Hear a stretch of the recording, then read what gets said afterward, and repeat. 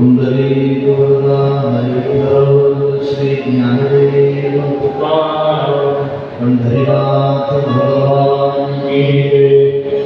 स्वामी ज्ञानेश्वर महाराज की जय। जगद्गुरु तुकाराम महाराज की। आदिशक्ति मुक्तारामणी की जय। जगदम्बा माता की जय। दुर्गा माता की जय।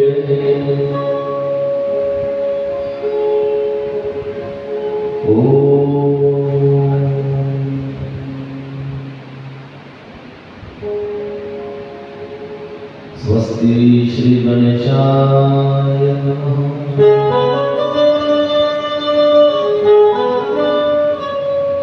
श्री सरस्वत्यै नमः।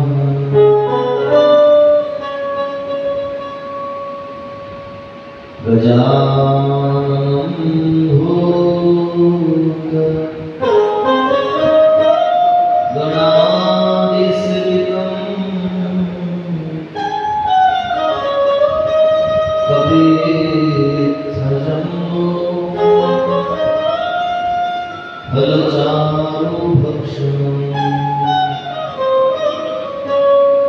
उमासुतं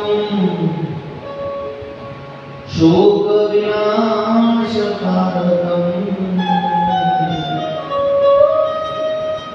नमामि विघ्नेश्वरं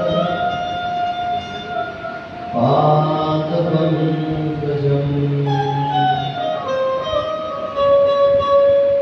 शुक्लां ब्रह्मविचारसारपरमां आद्यां जगद्व्यापिनीं वीणापुस्तकधारिणीं अभयदां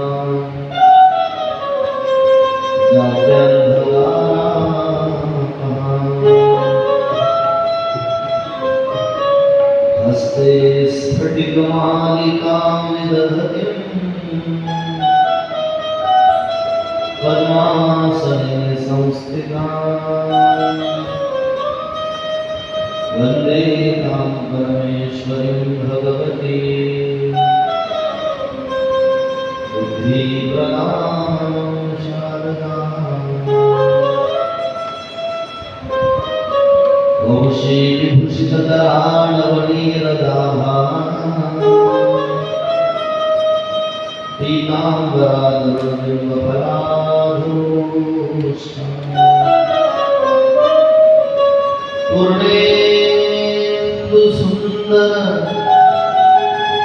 मुखादरविन्दनेत्रां कृष्णात् परं किमपि तत्त्वं न जाने। कैलासयानां शिवचन्द्रमौळि फणीन्द्रमाथामूर्ति झडाळे कारुण्यसिन्धु भवदुःखहारी तुझवीन शंभो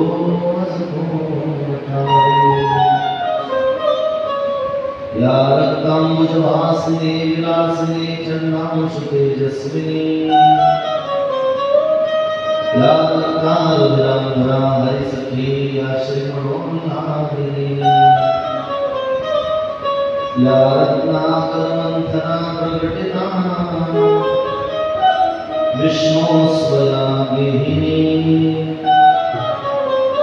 सा पातु नमा भगवती लक्ष्मी च पद्मावती। सर्वमङ्गलमङ्गल्ये शिवे सर्वार्थसाधिके शरण्ये त्र्यम्बके गौरी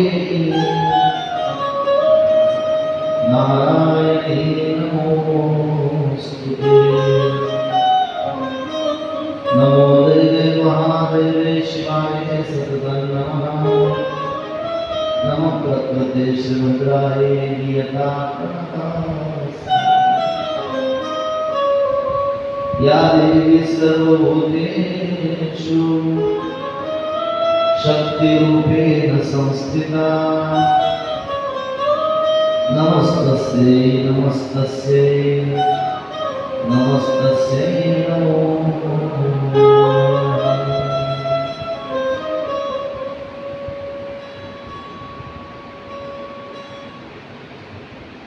परमेश्वरी अकारण करुणा भरवणारे भक्त काम करू चैतन्य शक्ती असणाऱ्या राजेश्वरी जगदंबा दुर्गा मातेच्या चरण कमलांना अभिवादन करून उपस्थित सर्वच मातृहृदय पितृहृदय शत्रुवर्ग सर्वांचे चरण विनम्र अभिवादन करतो.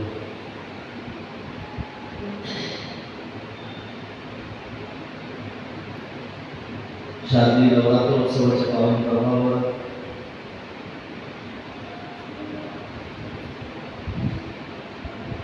आदिशक्ती जगदंबा दुर्गा मातेच्या पवित्र दरबारात दुर्गोत्सव मंडळाच्या आणि मुघल सांस्कृतिक मंडळाच्या माध्यमातून संपन्न होत असणारा हा भक्ती उत्सव आणि भक्ती उत्सवाच्या आजच्या या चतुर्थ दिवसाचे चिंतन सेवेमध्ये आपण उपस्थित आहोत. काल आपण सूत महोदय आणि शबरमती ऋषीमुनी यांच्या संवादानंतर जगदंबेच्या पवित्र श्रवण करत असताना कथेची फलश्रुती जाणून कथा याच्या आधी पण कोणी श्रवण केली आहे त्याचा प्रश्न सुटांना श्रवणाने विचारल्यानंतर सुद्धा महोदय श्रवण करता म्हणतात की जगदंबेचे चिरंजीव बसणारे स्कंद अर्थात कार्तिकेय स्वामी या कार्तिकेय स्वामींना अगस्त्य मुनी आणि लोपामुद्रा यांनी प्रश्न केला जगदंबेची ती कथा श्रवण करण्याची आमची इच्छा आहे आणि आपण जगदंबेला प्रिय आहात जगदंबा आपल्याला प्रिय आहे म्हणून आपल्या मुखारविंदात त्या जगदंबेची कथा श्रवण करण्याची आमची इच्छा आहे आणि म्हणून कार्तिक स्वामींनी अगस्त्य मुनींना ती जगदंबेची कथा सांगितली. त्या जगदंबेची कथा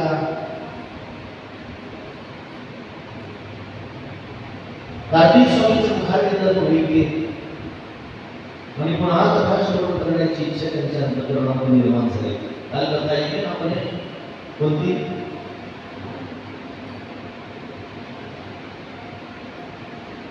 दोन कथा सांगितल्या कार्तिक स्वामींनी. त्याची पहिली कथा कोणती होती कोणाची राजा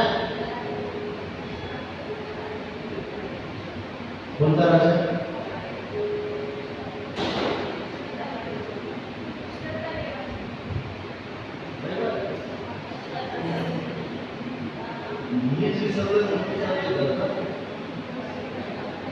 कोणत्या राजाची कथा ऐकली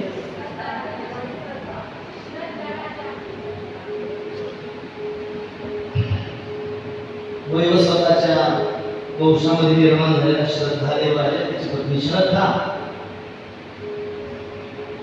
पुत्र कामेष्टी यज्ञ केला होता. यज्ञ केला पुत्र कामेष्टी आणि मुलगी झाली गेला देवीचे रूपांतर भाऊ म्हणून पुन्हा विष्णूकडे आराधना केली. भगवान विष्णूच्या कृपेने मुलाचं रूपांतर मुलीचं रूपांतर मुलीमध्ये झालंय मुलीचं रूपांतर मुलात झालंय. जिही निमिषा मात्र देह भागा दिला स्त्रियेत जातो केला पुरुष उभा ती हिला सुद्युम्न झाली. पुन्हा भगवान शंकरांनी ज्या वडाला शाप दिला त्या वडात गेली पुन्हा तिला स्त्रीत्व प्राप्त झालंय. चंद्राचा पुत्र जो आहे बुध त्या बुधासोबत तिचा त्या ठिकाणी विवाह झालाय त्याच्यासोबत राहू लागली पूर्णा नावाचा मुलगा तिला झाला. पुन्हा पूर्वाश्रम आठवला की आपण पुरुष होतो, सुद्युम्न नावाचा राजा होतो, महापुरुष बाबा वशिष्ठांकडे गेले. वशिष्ठांनी अंतर्ज्ञानाने जाणलं की भगवान शंकरांनी या वनाला शाप दिलाय आणि भगवान शंकरांशिवाय दुसरं कोणी करू शकणार नाही. भगवान शंकरांना विनवलं, भगवान शंकर प्रसन्न झाले आणि प्रसन्न होऊन भगवान शंकरांनी सांगितलं की 1 महिना स्त्री 1 महिना हा पुरुष राहील.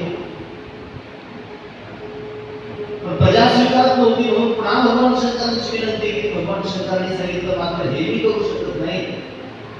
जरीला कायमचं पौरुषत्व मिळावं असं वाटत असेल तर ही शक्ती माझ्यात नाही, की शक्ती जिच्यात आहे त्या शक्तीची तुम्ही आराधना करा, उपासना करा.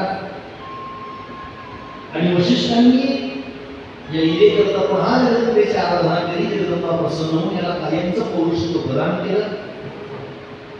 कार्तिक स्वामी अगस्त्य मुनींना म्हणताय आणि सुद्धा मोरे श्रवणामध्ये कृष्णमुनींना सांगताय की जगाच्या बापाला जे करणं शक्य होत नाही, जगाला धार असणारा भगवान शंकराला करणं जे शक्य झालं नाही ते शक्तीने करून दाखवलं, ते जगदंबेने करून दाखवलं आणि जगदंबेच्या माध्यमातून त्याला कायमचं पौरुषत्व प्राप्त झालं. कार्तिक स्वामीच्या मुखारविंद तुम्ही जगदंबेची कथा श्रवण करून पुन्हा उत्सुकता वाढली, इच्छा निर्माण झाली आणि अजून जगदंबेची कथा श्रवण करावी म्हणून त्याला विनंती केली की तुम्ही अजून जगदंबेची एखादी शिरसा कथा मला सांगा. त्यावेळेला कार्तिक स्वामी जगदंबेच्या पराक्रमाची, वात्सल्याची, करुणा निधान असणाऱ्या जगदंबेच्या करुणामूर्तीची कथा सांगितली. ऋतुवाक नावाचा ब्राह्मण होता, वेदशास्त्र संपन्न होता आणि त्या ऋतुवाक नावाच्या ब्राह्मणाला जगदंबेचाच उपासक होता. त्याला ऋतुवाक नावाच्या ब्राह्मणाला मुलगा झाला. पण झालेला मुलगा हा आतताई निघाला. 6 प्रकारच्या लोकांना आतताई म्हटलंय. दुसऱ्याच्या घरांना आगी लावून देणारा, शस्त्र वाढवणारा, दुसऱ्याच्या घरावर नजर ठेवणारा, याने त्या मुशीची पत्नीच पडवून आणली. तो ऋतुवाकीचा सोबत राहू लागला. सुद्ध महाराजांना शौनकांनी प्रश्न केला. शौनक म्हणजे ऋतुवाक अतिशय वेदशास्त्र संपन्न होता. शब्द स्मार्तेषु निष्णातो द्वितीय भास्करः, इतका तेजस्वी होता, तपस्वी होता, जणू काही दुसरा सूर्यच आहे. मग त्याच्या घरी आलेला मुलगा हा असा उन्मत्त का निघाला? तर त्याचं कारण सांगत असताना सुमोहरांनी सांगितले ना, मुलगा जर उन्मत्त निघाला तर त्याच्या वंशाचा, त्याच्या आईचा दोष असतो. उन्मत्त मातृदोषेन पितृदोषेन मूर्खतः, कार्पण्य वंश दोषेन आत्मदोषात दरिद्रता. एखादा मुलगा जर उन्मत्त जन्माला आला ना, समजायचं त्याच्या आईचा दोष आहे. उन्मत्त मातृदोषेन, आईच्या दोषानं तो उन्मत्त जन्माला येतो. पितृदोषेन मूर्खतः, वडिलांची जर चुकी असेल, वडिलांचा दोष असेल तर मूर्ख मुलं जन्माला येतो. कार्पण्य वंश दोषेन, कार्पण्य म्हणजे कुर्बन, कंजूस मुलं जन्माला येतात. कशामुळे?